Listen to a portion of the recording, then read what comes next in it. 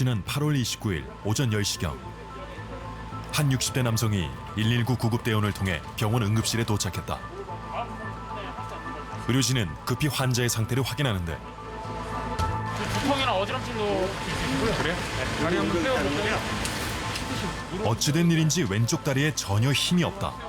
무릎을 굽히고 있지 못할 정도.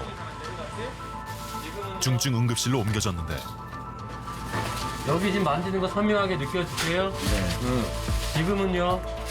지금은 안 안 만지는 것 같아요. 몸 한쪽 팔다리의 감각이 둔해지고 힘이 빠지는 건 전형적인 뇌졸중 증상. 몇 시간 전만 해도 아무런 문제가 없었다는 남성은 곧바로 정확한 진단을 위해 검사에 들어갔다. 우선 CT 촬영으로 뇌졸중 여부와 뇌혈관의 상태를 확인했는데 뇌혈관에 이상이 발견됐다. 저 환자분 같은 경우에는 오른쪽 중대뇌 동맥에 혈전으로 막혔기 때문에 지금 보시면 오른쪽 이 부분이 혈관이 막힌 부분입니다. 여기에서는 이어져 보이는데 여기서는 막힌 거 보이시잖아요. 여기가 막힌 부분입니다. 뇌졸중은 뇌혈관에 이상이 불러오는 질환으로 크게 뇌경색과 뇌출혈 두 가지로 나뉜다. 뇌경색은 뇌혈관이 혈전으로 막히면서 생기는데 혈관벽에 찌꺼기가 쌓여 동맥경화증이 생기고 콜레스테롤 성분이 많아지면 혈전이 생겨 뇌혈관을 막을 수 있다.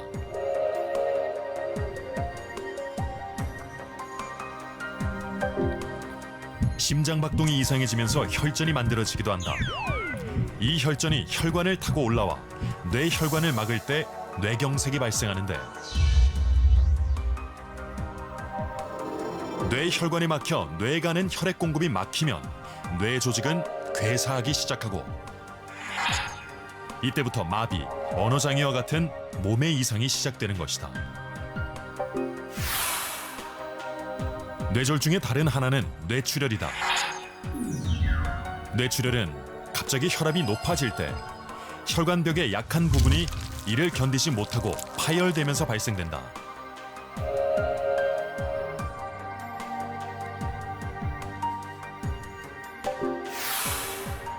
뇌혈관벽이 약해져 풍선처럼 부풀어 오르는 뇌동맥류도 뇌출혈을 일으키는 중요한 원인이다. 뇌혈관의 출혈, 즉 뇌출혈 또한 뇌조직 괴사를 일으키는 건 마찬가지. 뇌혈관이 막히는 뇌경색과 뇌혈관이 터지는 뇌출혈. 뇌졸중을 불러오는 원인은 다르지만 드러나는 증상과 특징은 비슷하다. 우리가 보는 뇌졸중의 증상은 대표적으로 편마비라든가 언어장애, 그다음에 구음장애, 시야장애 혹은 인지장애 같은 것들이 나올 수 있는데 중요한 것은 이러한 증상들은 뇌종양에서도 나타날 수 있고 뇌염증이 있어서 나타날 겁니다. 하지만 가장 중요한 뇌졸중의 특징은 갑자기 빠르게 나온다는 겁니다. 갑자기 판마비가 왔다. 이거는 100% 뇌졸중의 가능성이 높다는 거죠. 약간 그림처럼 기억이 나지. 뇌졸중으로 쓰러졌던 김남호 씨. 한 달 반 동안 병원 생활 중이다. 올해 42인 그에게 뇌졸중은 그저 남의 일이었다. 하지만 피곤 때문이라 여겼던 증상 이후 모든 게 달라졌다.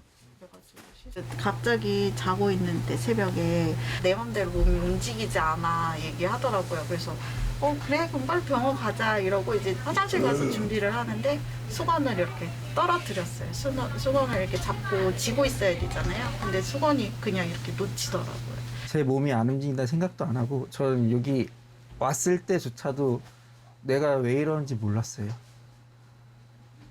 심각함을 이제 아예 저는 정신이 없으니까 아침에 일어나서 증상이 생긴 거죠. 그러고는 굉장히 빠른 속도로 증상이 진행됐어요. 아침에 하고는 이제 2시간, 3시간 안에 모든 증상이 제가 정신을 잃었을 때는 거의 빠르게 진행됐으니까요. 김남호 씨의 현재 상태는 어떨까? 잘 지내셨어요? 네, 잘 지내고 있습니다. 불편하신 건 좀 어떠세요? 괜찮습니다. 괜찮아요? 네. 팔 이렇게 올려볼까요? 네. 원래 처음에 오셨을 때는 왼팔 힘이 많이 부족했었죠? 네. 진짜 눈 한번 감아보세요. 좋아요. 그 왼팔이 약간 이렇게 기울어지는데 네. 왼쪽 힘이 약간 모자라서 그런 거거든요. 아, 예. 이렇게 한번 기울여 보시고 네. 발을 이렇게 알통치듯이 네. 하고 저랑 밀어보세요. 반대로 당겨보시고 네. 처음보다 많이 좋아지셨네요. 네. 중환자실에서 당시와 비교하면 기적과도 같은 회복. 그때는 의식도 많이 그렇다면 그를 죽음의 문턱까지 내몰았던 뇌졸중은 왜 생긴 걸까? 굉장히 운이 좋으셨어요. 환자분의 정맥의 사진을 본다면 정맥이 위치한 곳에 보시다시피 까맣게 혈전으로 막혀 있어서 혈액이 빠져나가지 못하니까 뇌에 압력이 올라가서 혈관이 터지는 정맥 혈전증에 의한 뇌출혈 환자가 되겠습니다. 정맥 혈전증은 정맥이 혈전으로 막힌 경우다. 그러다 막혀있던 혈관이 결국 터져 뇌출혈을 일으킨 것인데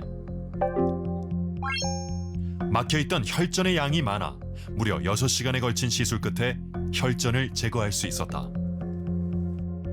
처음에 내원했을 때 극심한 두통과 구토 그리고 의식저하와 함께 왼쪽 팔다리에 힘도 빠져서 팔을 들 수는 있으나 바로 처져서 스스로 걸을 수 없는 그런 상황이었거든요. 그래서 중증 뇌출혈에 해당하였습니다.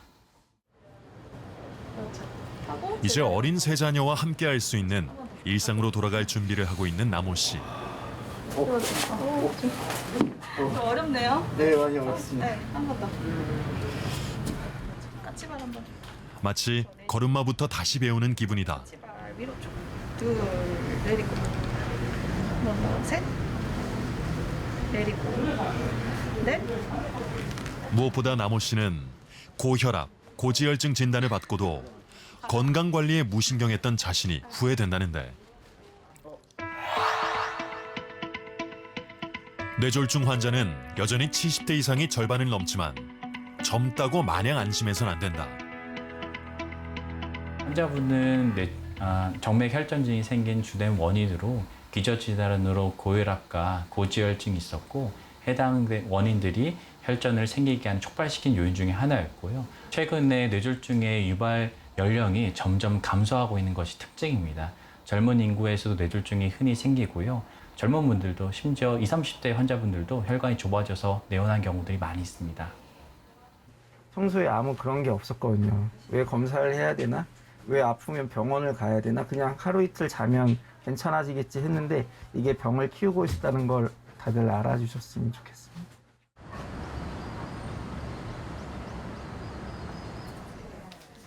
뇌졸중이 무서운 건 평생 지고 가야 할 깊은 흉터를 남기기 때문이기도 하다.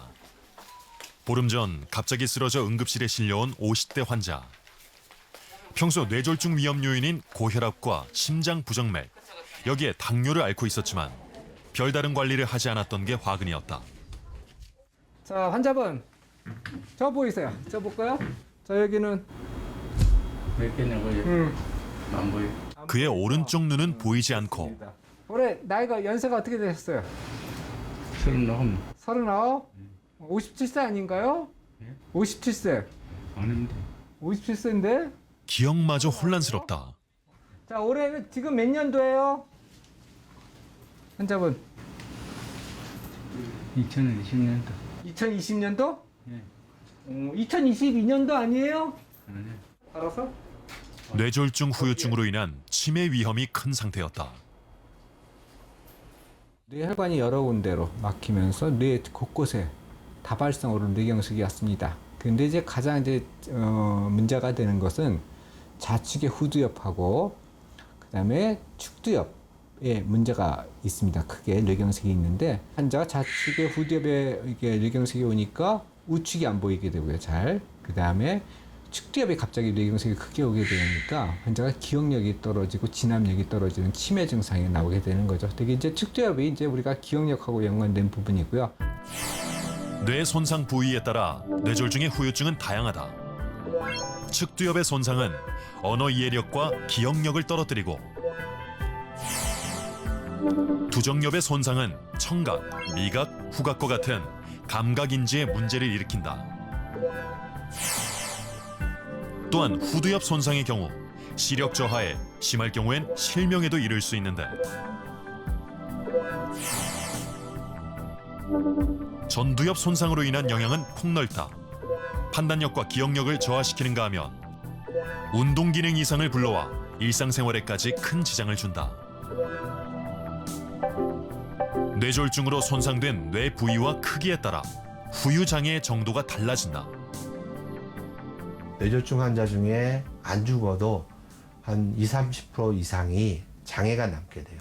평생 눕거나 걷지 못하게 되는 거죠. 뇌졸중의 재발률은 1개월 이내 4%에서 최대 25%까지 늘어난다. 뇌졸중 위험 요인은 평생 관리해야 한다.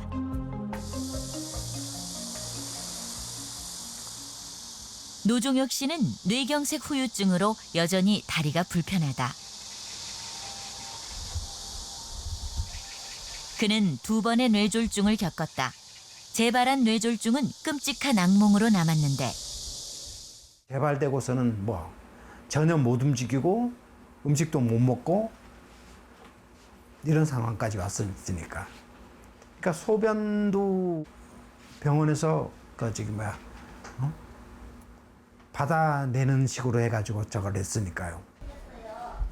뇌졸중을 몰랐던 3년 전까지만 해도 하루 한갑 담배를 피웠다는 노종혁 씨. 20살 때부터 40년 가까이 담배를 피웠던 시간은 후회로 남아있다. 그리고 병원 퇴원 후 지금껏 굳은 의지로 금연을 지켜왔다.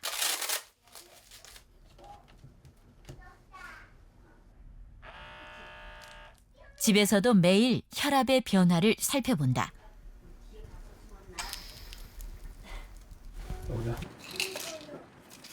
노종혁 씨가 금연만큼이나 철저히 지키는 또 하나. 처방받은 약을 꼬박꼬박 챙겨 먹는 것이다. 운동 또한 뇌졸중을 이겨내기 위해 그가 하루도 빠뜨리지 않는 일과 중 하나다. 한 번 할 때 한 1시간에서 1시간 반 정도? 이렇게 하루에 2차례 정도씩은 하고 있거든요. 당연히 내 것인 줄 알았던 건강을 뇌졸중에 빼앗겼던 노종혁 씨. 2번째 뇌졸중은 만들지 않겠다는 인생 목표가 생겼다. 이 뇌졸중이라는 게 뭐 완치가 없다고 하니까 죽을 때까지 운동은 열심히 해야 되지 않을까 싶어요. 힘 닿는 데까지.